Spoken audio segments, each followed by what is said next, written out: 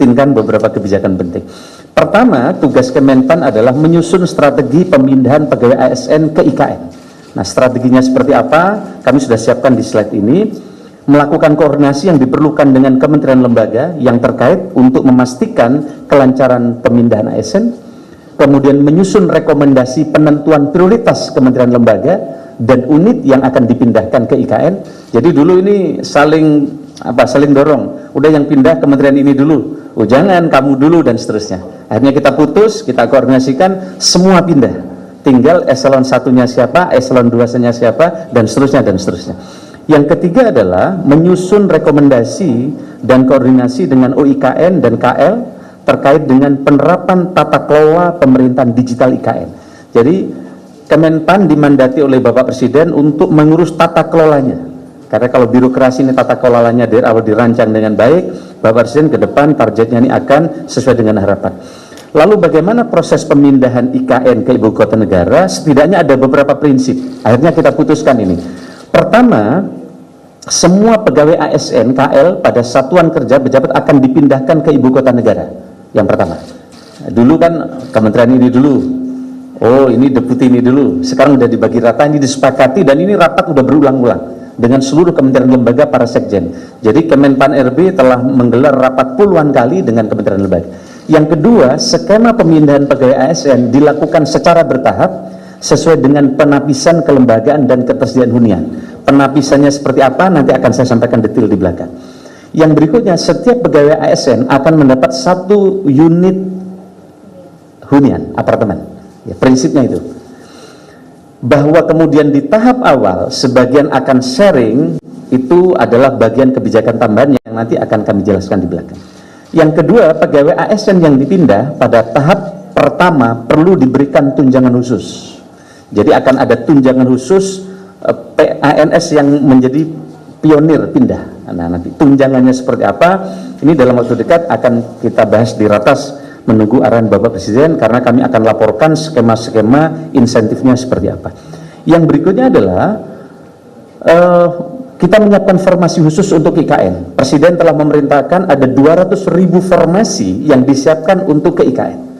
Ini karena Bapak Presiden belajar bagaimana Brasilia agak lambat pemindahannya, Canberra, begitu juga pemindahan kota-kota di dunia. Kenapa agak lambat? Karena tidak ada skenario komprehensif termasuk pengisian ASN-nya. Maka atas dasar ini Bapak Presiden memerintahkan ke kami untuk menyiapkan rekrutmen baru, talenta-talenta digital, dan seterusnya, dan nanti akan dilakukan penerapan smart government. Nah, teman-teman sekalian saya hormati, ini adalah beberapa contoh bagaimana kita belajar dari Brazil, Australia, dan Malaysia terkait dengan pemindahan ibu kota. Belajar dari pengalaman beberapa negara yang memindahkan ibu kota negaranya, Brazil, Australia, dan Malaysia, menunjukkan bahwa pemindahan ibu kota tidak dilakukan melalui cara yang instan, memerlukan biaya besar, serta menghadapi tantangan yang kompleks. Oleh karena itu, Presiden telah memberikan arahan cukup komprehensif kepada kami, termasuk bagaimana pentingnya keterlibatan semua pihak, termasuk di dalamnya adalah memindahkan ASN ini dengan grand design yang lebih komprehensif. Nah, Bapak sekalian saya hormati, dari aspek kelembagaan dan tata kelola, pemindahan ibu kota negara dilakukan secara bertahap, yaitu jangka pendek, jangka menengah, dan jangka panjang. Nah, ini bisa saya sampaikan ini short termnya adalah miniatur penyelenggaraan pemerintahan. Yang penting miniatur penyelenggaraan pemerintahan nanti bisa kita kerjakan dulu. Itu fase pertama. Fase kedua adalah medium term, itu terkait dengan tahap lanjutan perpindahan kelembagaan dan ASN, perwujudan smart government, dan seterusnya di tahap kedua. Kemudian kita juga menyiapkan rancangan ke depannya yang bagaimana untuk mewujudkan government yang lebih agile dan seterusnya. Ada fase 3, fase 4, dan fase 5. Yang ini juga telah kami rancang, di mana di jangka panjang untuk mewujudkan masa depan pemerintahan didesain sistem pemerintahan yang lincah dengan dukungan pemerintahan yang memanfaatkan AI dan lain-lain. Ini sesuai dengan arahan Bapak Presiden. Nah, teman-teman sekalian, Kemenpan RB telah menyusun rekomendasi rencana pemindahan pegawai ASN ke IKN pada tahap awal 5 tahun pertama. Itu disebut dengan fase pertama, fokusnya adalah menyiapkan miniatur pemerintah, dan fase kedua penerapan share office dan share services system, dan fase ketiga adalah implementasi smart government. Jadi kami sudah siapkan Bapak sekalian, ini sesuai dengan arahan Presiden, fase pertama, fase kedua, fase ketiga, tentu juga akan mengikuti perkembangan kesiapan gedung. Ya, gitu. Yang berikutnya Bapak sekalian, ini adalah yang tadi kami maksud, pemindahan KL ke ibu kota negara dilakukan dengan beberapa penapisan atau filter untuk menjamin kinerja pemerintah dapat tetap berjalan dengan baik. Filter pertama, ini ya, filter pertama mendefinisikan peran strategis kementerian lembaga untuk mengidentifikasi seberapa penting peran kementerian lembaga ini. Nah, kementerian ini sangat penting. Ini di mana presiden ada, ini harus ada, dan seterusnya, dan seterusnya. Yang kedua adalah filter kedua, identifikasi peran dan fungsi sebagai sistem dukungan pengambilan keputusan, decision support system, dan sebagai strategic enabler dan atau sistem pertahanan dan keamanan. Ini adalah penapisan yang kedua. Dan penapisan yang ketiga adalah bentuk risiko yang ditimbulkan dalam hal kegagalan pelaksanaan tugas dan fungsi kementerian lembaga. Jadi kalau KL ini gagal, nah resikonya seperti apa? Oleh karena itu ini yang nanti akan kita dorong untuk berpindah. Nah, hasilnya ini teman-teman sekalian. Inilah hasil penapisan filter 1, yaitu tingkat kementerian lembaga. Prioritas pertama ada 179 unit eselon 1 di 38 kementerian lembaga. Jadi sekarang sudah langsung 38 KL. Enggak kayak dulu konsepnya 10 KL dulu, 6 KL dan seterusnya. Prioritas kedua adalah 91 unit eselon 1 di 29 KL. Prioritas ketiga adalah 378 unit eselon 1 di 59 kementerian lembaga. Ini kenapa ada prioritas 1, 2, 3, kita sesuaikan dengan kesiapan hunian dan fungsi minimal dari pemerintahan. Tapi kita setelah menyiapkan bahwa Jakarta tetap bekerja sebagai kota bisnis dan kota pemerintahan berjalan dan kota bisnis tetap akan bergerak. Nah teman-teman sekalian yang saya hormati, yang berikutnya adalah secara ideal, nah ini secara ideal jumlah pegawai ASN yang diperlukan untuk berada di KN dan prioritas pertama sekitar 11.916 pegawai.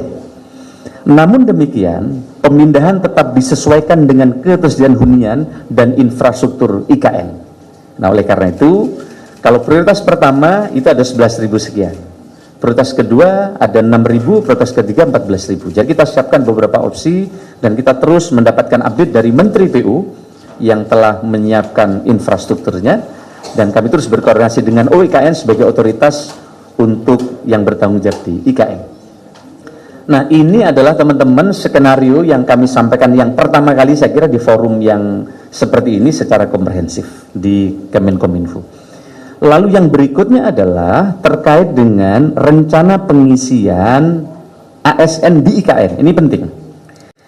Selain pegawai ASN yang dipindahkan dari Jakarta ke IKN, pengisian pegawai ASN di IKN juga berasal dari formasi CPNS khusus IKN tahun 2024. Jadi ketika kami lapor kepada Bapak Presiden bahwa tahun ini kami lapor diperlukan rekrutmen fresh graduate karena selama ini lebih banyak P3K.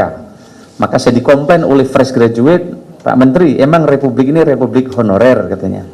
Nah, padahal kami ini anak baru lulus, siap mengabdi kepada bangsa dan negara, kapan kami diberi formasi? Formasinya kan biasanya cuma kecil, paling cuma 6.000, 10.000. Nah, setelah kita hitung berapa yang pensiun 5 tahun lalu dan 5 tahun yang akan datang, maka kita mendapatkan data secara komprehensif, kita membutuhkan kurang lebih 600.000 fresh graduate. 600.000 fresh graduate ini adalah anak-anak muda yang nanti akan melalui tes seleksi terbuka, transparan, tidak ada lagi ada istilah orang dalam. Ya, tidak ada lagi ada istilah ASDP, anak saudara dan ponakan. Karena di situ semua sistemnya CAT. Maka KPK, kemudian Kejaksaan juga ikut tes di tempat kami, termasuk juga Kemlu. Dan ini kemudian Bapak Presiden memerintahkan kepada kami diminta mempersiapkan dari 600.000 itu ada 200.000 ASN yang akan masuk ke IKN. Jadi sejak dia daftar langsung dia ngisi akan ke IKN. Jadi tidak ada lagi nanti menolak untuk pindah ke IKN. Dan syaratnya sangat ketat, mereka adalah yang punya multitasking dan seterusnya dan seterusnya.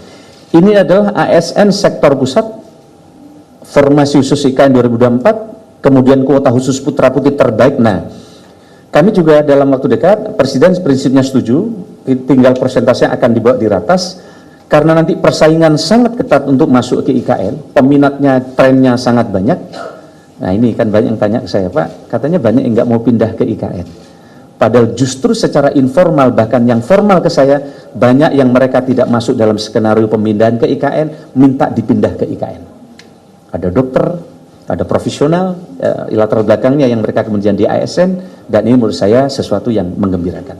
Nah, kita sedang akan membuat kebijakan, persisnya nanti akan diputuskan di Ratas, akan ada persentase khusus putra-putri Kalimantan di dalam formasi CPNS ini. Saya khawatir kami kalau diserbu oleh semua se-Indonesia, jangan-jangan nanti grade-nya mereka sangat tinggi, maka sebagian teman-teman tidak mempunyai tempat untuk partisipasi di pegawai di IKN. Oleh karena itu nanti akan kita siapkan persentase berapa dari wilayah Kalimantan. Kemudian mutasi pegawai ASN Pemda wilayah Kalimantan Timur. Mutasi dimungkinkan, tapi harus melalui seleksi terbuka. Sehingga nanti mutasi dari Pemda sekitar yang akan masuk ke IKN memang transparan, punya kualitas, dan nanti akan bisa menggerakkan birokrasi dengan baik. Nah teman-teman sekalian, inilah pengumuman Bapak Presiden ketika formasi tadi, ada 2,3 juta formasi, dan 1,86-nya adalah formasi yang ada di instansi daerah, kemudian ada 420.000 ada instansi pusat, dan nanti ada sekolah kedinasan. Nanti ada baiknya juga, Bu, ini sekolah kedinasan langsung sebagian dipecah untuk IKN. Kita sedang koordinasi percepatan. Inilah arah pengadaan kebijakan ASN yang ke depan, Bapak sekalian, teman-teman. Pertama kita beresin dulu dasar. Jadi pelayanan dasar guru dan tenaga kesehatan kita beresin. Nah, Bapak Presiden juga memerintahkan di IKN nanti ada sekolah-sekolah terbaik yang hadir di sana. Kami sedang koordinasi dengan Mendikbud. Nanti akan ada sekolah yang langsung ditangani oleh Dikbud dengan sekolah unggulan. Kemudian kami langsung koordinasi dengan Kementerian Agama. Nanti ada madrasah aliyah dan sanawiyah yang unggulan ada di sana. Karena Kementerian Agama ada MAN IC yang sangat bagus, nanti prototipenya akan dipindah ke IKN. Begitu juga seoptimal mungkin menyelesaikan soal tenaga non-ASN. Kemudian talenta-talenta baru fresh graduate kita rekrut. Kemudian mengurangi sedapat mungkin rekrutmen jabatan yang akan terdampak oleh digital. Ini kadang banyak formasi yang diusulkan, kenapa nggak disetujui oleh pusat? Yang secara teknis nanti itu akan terdisrupsi oleh digital, maka ini tidak kita setujui formasi-formasi ini. Oleh karena itu ke depan kita rekrut yang memang tidak terdisrupsi oleh digitalisasi dan mendukung efektivitas kinerja IKN Nusantara. Saya kira ini, kemudian pendukung pengisian CPNS, ini sudah kita siapin juga. Pengumuman telah disebutkan, prioritas penempatan IKN, jenis jabatan pelaksana, dan seterusnya. Penempatan CPNS formal di 2024, dan kami ingin sampaikan untuk mulai tahun ini, kalau biasanya tes CPNS itu hanya sekali setahun, biasanya di bulan November Desember. Mulai tahun ini tes CPNS tidak sekali tapi 3 kali. Kenapa? Karena biasanya satu angkatan CPNS Pak Dirjen, Pak Wamen, nggak semuanya terpenuhi. Kadang yang daftar memang 10.000, tapi yang memulai kualifikasi kadang tidak sampai 50%, ada hanya 40%, sehingga kuota itu hangus. Tapi kalau sekarang kira-kira Maret nanti tidak terpenuhi, kita isi lagi di bulan berikutnya sampai di Desember. Dan ini di Undang-Undang ASN sudah diperbolehkan, karena dulu ini undang-undang. Nah sekarang kita sudah diperbolehkan untuk itu. Dan Bapak sekalian saya hormati, mudah-mudahan nanti percepatan pengembangan kompetensi CPNS IKN ini untuk mempercepat akselerasi ini bisa segera terwujud dengan baik. Terkait dengan mutasi pegawai ASN Pemda, saya kira saya tidak perlu teruskan, tapi syarat kompetensi IKN yang dipindah ke IKN ini syaratnya. Pertama adalah mereka memiliki digitalnya adalah mereka mempunyai nilai berakhlak, yaitu akuntabel, kompetensi, dan seterusnya, yang adaptif, kolaboratif, kemudian menguasai substansi menghadapi prinsip ibu kota negara. Ini beberapa hal Bapak sekalian saya hormati. Nah, ini adalah progres kesiapan hunian di IKN di 2024. Nah, di 2024 kita koordinasi terus dengan Menteri PUPR, targetnya 47 tower. Satu tower diusi kurang lebih 60 unit, satu unit itu kurang lebih 90 meter. Jadi yang pindah tahun pertama ini akan dapat fasilitas, menurut teman-teman ini pertama towernya bagus, terus gede, bayangkan 98 meter, jadi cukup luas dan sangat bagus juga view-nya. Kemarin kita lihat, bahkan Presiden udah top up kemarin ya. Total tower 47, ini untuk ASN 29 tower, TNI Polri 18 tower, total 2.820 unit, di mana untuk ASN 1.740, TNI Polri 1.080 tower. Nah, ini adalah jumlah hunian ASN dan Agustus 14 tower dan 840 unit dan seterusnya dan seterusnya. Terkait dengan alternatif mekanisme pemindahan ASN Buku Kota Nusantara, kita juga sudah siapkan. Begitu juga alternatif mekanisme pemindahan, next slide, kita juga sudah siapkan dari Kemenpan RB dan seluruh tim. Slide-nya saya minta digeser lagi. Begitu juga terkait dengan penerapan smart government di IKN, juga kita telah siapkan kondisi saat ini, sistem kerjanya, dan seterusnya, dan seterusnya. Begitu juga penerapan set office, target penerapan set office di Ibu Kota Negara 2024, kita juga sudah siapkan, mulai ruang kantor, infrastruktur jaringan, aplikasi, ini sudah kita koordinasikan terus, termasuk fasilitas pendukung, kemudian sistem kerja, yang nanti, ini sistem kerjanya juga nanti sedang kita putuskan dalam tidak terlalu lama.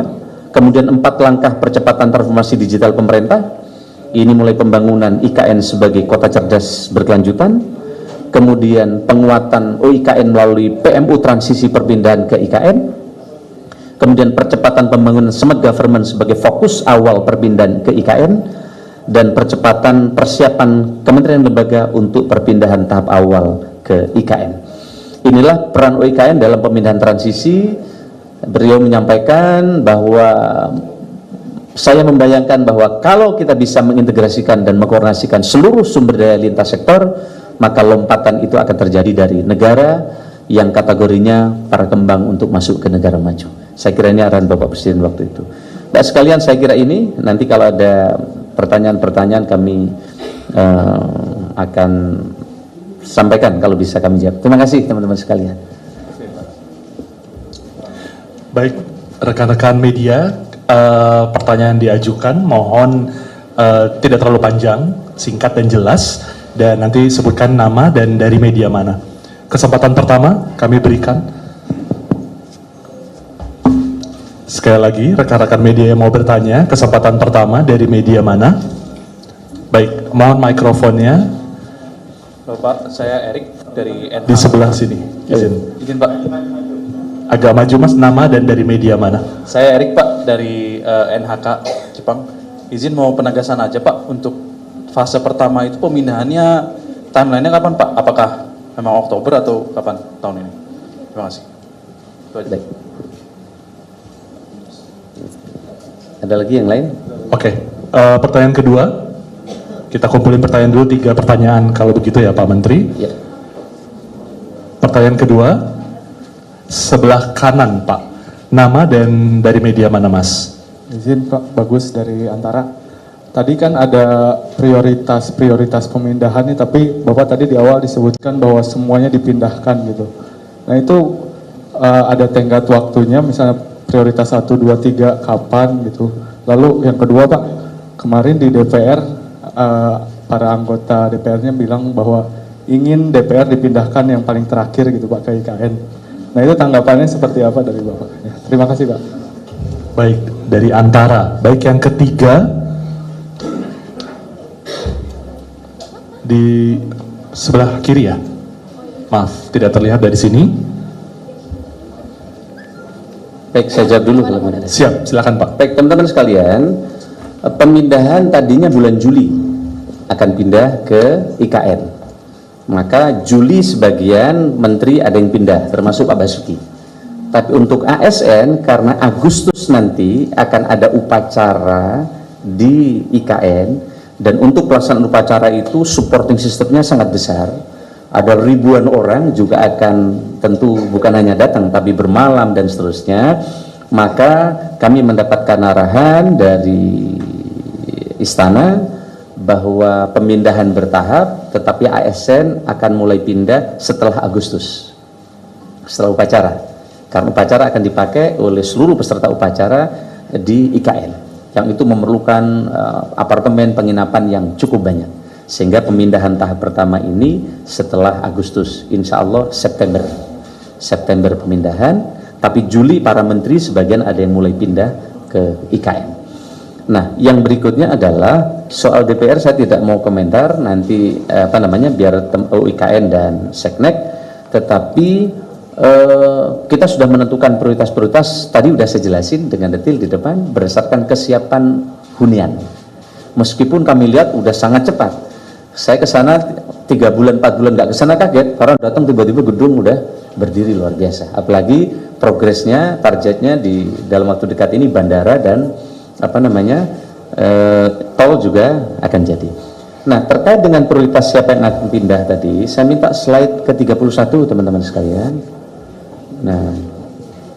Nah ini sudah kita siapin seperti ini. Kita detail sekali sudah bekerja.